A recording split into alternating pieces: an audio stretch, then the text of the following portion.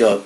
Thank you once again for joining me, and I just want to thank God for the opportunity He has given us to be here once again. And we just want to be faithful. We just want to appreciate God because we know that we are who we are, we have what we have, and we can do what we can do only by the grace of God. The only thing that is accepted in the light of eternity is only those things that God does through us. We can only fulfill the purposes and the will of God by the power of God, by the grace of God. It takes the grace of God to will of His good pleasure. We just want to thank God. I thank God for you. I thank God for the desire and the grace that God has given you to want to seek Him, to want to know Him, to want to seek and know the truth. We must not take those things for granted. And our prayer is that the Lord will continue to open our eyes of understanding so that we can know the truth, and knowing the truth so that we can live by the truth, and living by the truth so that we can be a light that give the truth to other people. The Lord Jesus said that you and I will know the truth, and the truth will set us free. There is freedom in the truth, and there is freedom only in the truth. We only find true freedom when we know the truth, and the Lord Jesus is the way, He is the truth and the life. You know, the world is looking for peace. Peace and security is what the world is looking for. But the Lord Jesus Christ is the true source of peace. He is the Prince of Peace. He is the truth. I mean, we have a situation in our world today where the world is trying to exclude Jesus. The world is trying to drive Him out of politics, drive Him out of our schools, drive Him out of our culture. And history has showed us that the ultimate result of that is really darkness. It's really bondage. I mean, people said that religion brings bondage. Well, Christianity brings life. Maybe man's religion may bring bondage, but Christianity is life. And the Lord Jesus is the way, is the truth, is the life. He is the Prince of Peace. There can be no true lasting peace. There can be no true lasting security. There can be no true freedom outside of Him. So I just want to thank God for bringing you back. I thank God for granting me the grace to do this, and I take it not for granted. And my prayer is that this will be done, and that this is being done in the power of the Holy Spirit. Last teaching we looked at 10 important reasons why we study prophecy. We are looking at a title we've given as Maranatha, the Lord cometh. And what we are planning by the grace of God to do is to look at end time events. But before we can do that, we are looking at the Bible, because the Bible is a book of prophecy. Because when we begin to talk about end time event, we are talking about prophecy. And we've looked at what prophecy is, or what prophecies are. We've looked at who a prophet is.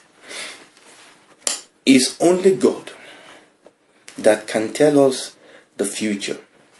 It is only God that knows the future. And we said that history really is fulfilling God's divine purpose and divine will. I want to start today by reading from the second book of Peter, chapter 1, verses 19 to 22.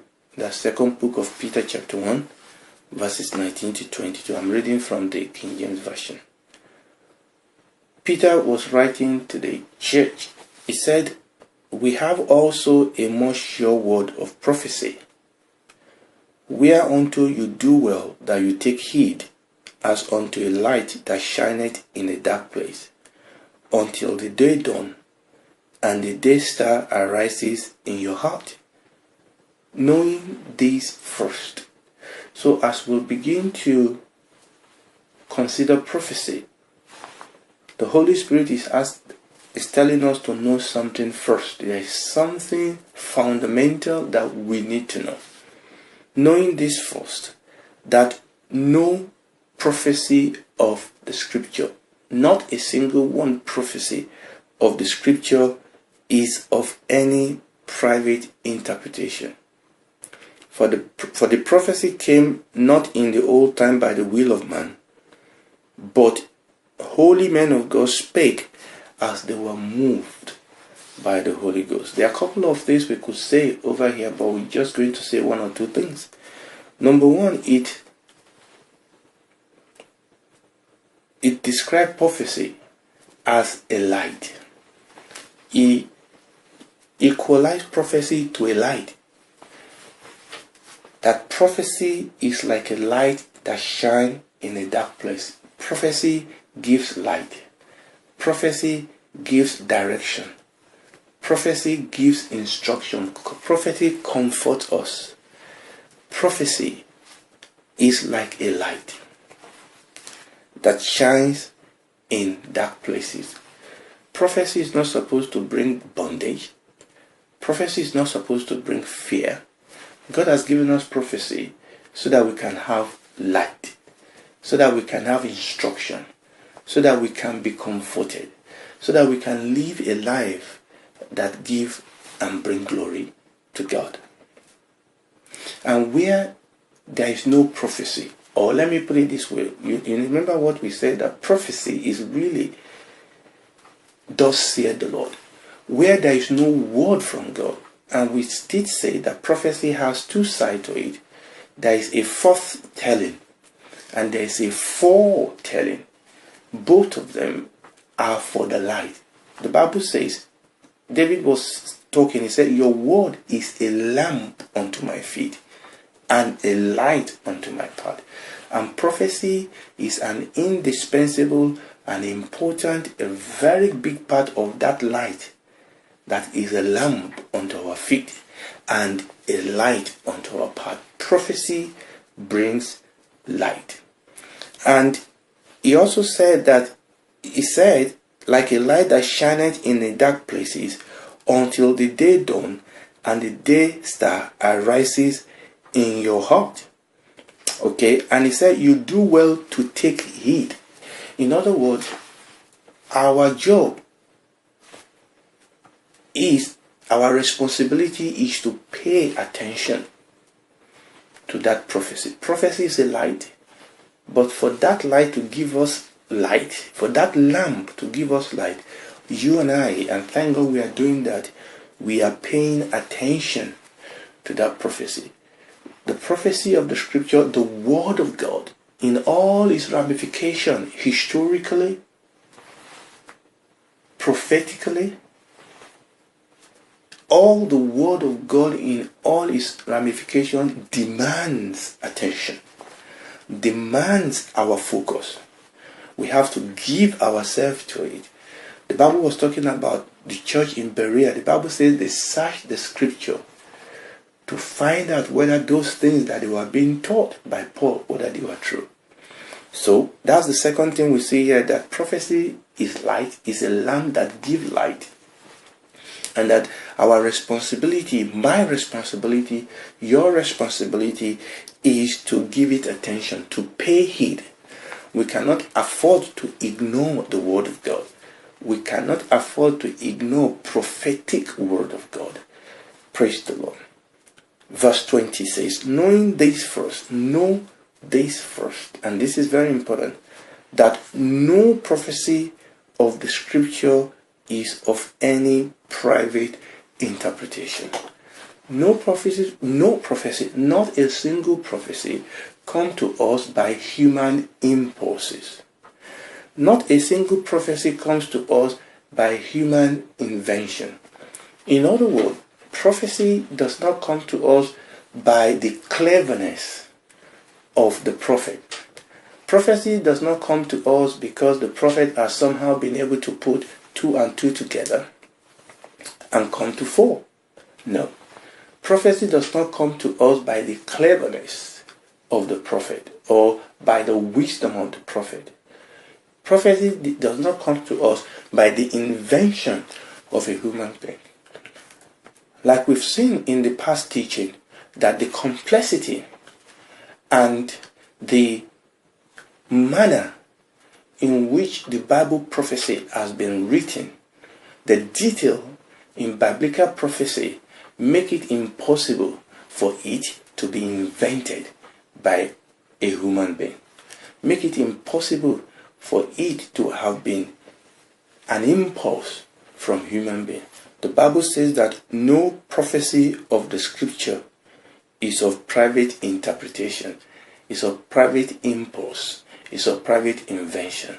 In other words, also for us to understand prophecy, for us also to interpret prophecy, we need the help of God. Amen. We need the help of God. And somewhere down in this teaching, we are going to look at how can we interpret prophecy. Remember what we are doing. We are not really talking about prophecy itself. We are talking about prophecy as a tool in the hand of God, that we may know Him and that we may know the purpose of God for the end time. Remember what we read, that the children of Issachar, they understood the sign of time. They understood prophecy so that Israel will know how to live. And this is why this is important. For prophecy, verse 21, for the prophecy came not in old time by the will of man. This is what we're saying. Not by private interpretation, not by the will of man, not by private invention. For the prophecy came not in old time by the will of man, but holy men of God spake as they were moved by the Holy Spirit. So prophecy came to us by the Holy Spirit. Prophecy came to us by the will of God. Let me read this to you here from my book here, The Basic Bible Interpretation. The prophecy of the Bible came from God Himself. The prophecy of the Bible came from God Himself. As a divine book, the Bible contains prediction of the future which only God could provide. So the prediction, the prophecy that we see in the scripture, and we are focusing sometimes more on the foretelling. Remember what we said? We are not ignoring the foretelling, but we are focusing on the foretelling.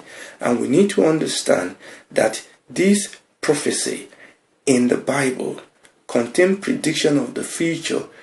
The detail, the complexity of this prophecy is such that it's only God that could provide this level of prophecy. Praise the Lord. And that is very, very important. The Bible reveals the future. The Bible reveals God's purpose, God's plan for the future. Many people are curious about the future. And in our days, especially in the times in which we live, we are seeing increased interest in occultic practices. People go to the palm readers.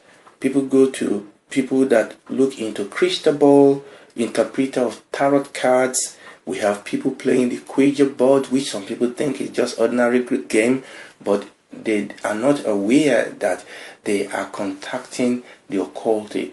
They are trying to understand the future. People join themselves to wishes coven, and very, very commonly people read their stars. People read astrology writings in papers online, and we see this increasing interest in the future.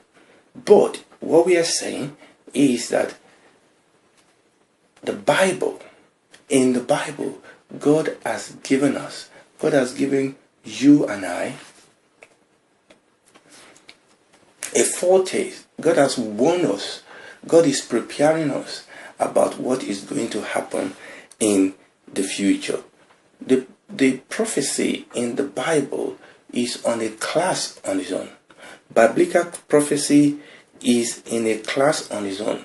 And these prophecies separate the Bible from any other book, from any other operation, whether secular or religious. But before we leave today, I just want us to have a quick look at the range of prophecy. Okay? The range of prophecy. Because God does not just, and we've mentioned this, God did not just give us prophecy to tickle our ego, to bolster our ego. No. There is a tool. Remember, it's a tool of revelation of who God is. It's a tool of a revelation of God's plan and purpose, so that the church, so that you and I might be equipped, so that you and I might be ready, so that you and I might be able to live a life that is pleasing unto God, so that you and I can walk in the light. So, we want to talk about the range of prophecy. Now, when you read prophecy, God is not in the prophetic, God does not tell us everything. Biblical prophecy is about God.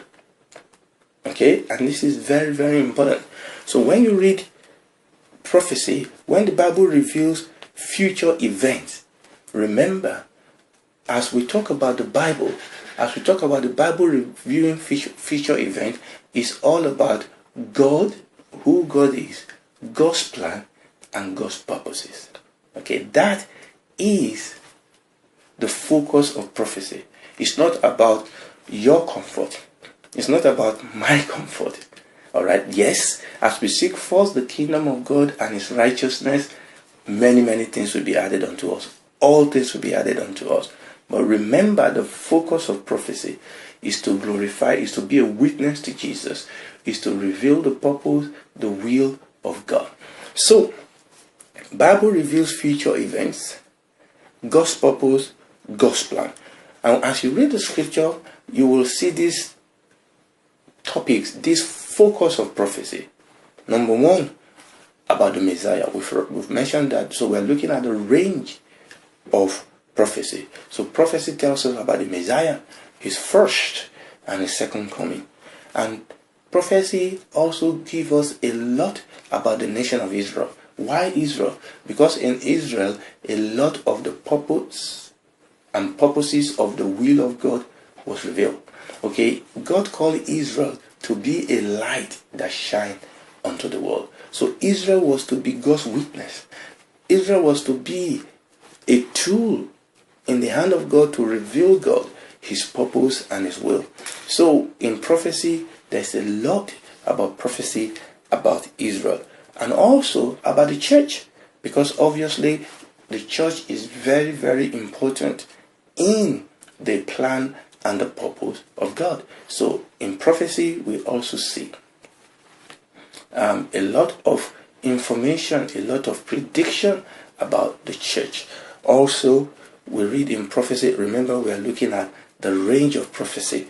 Prophecy about the Messiah, His first and second coming. Prophecy about the nation of Israel, and you can go on and on and on and talk about this type of prophecy. What will happen, what will not happen, and all that and all that.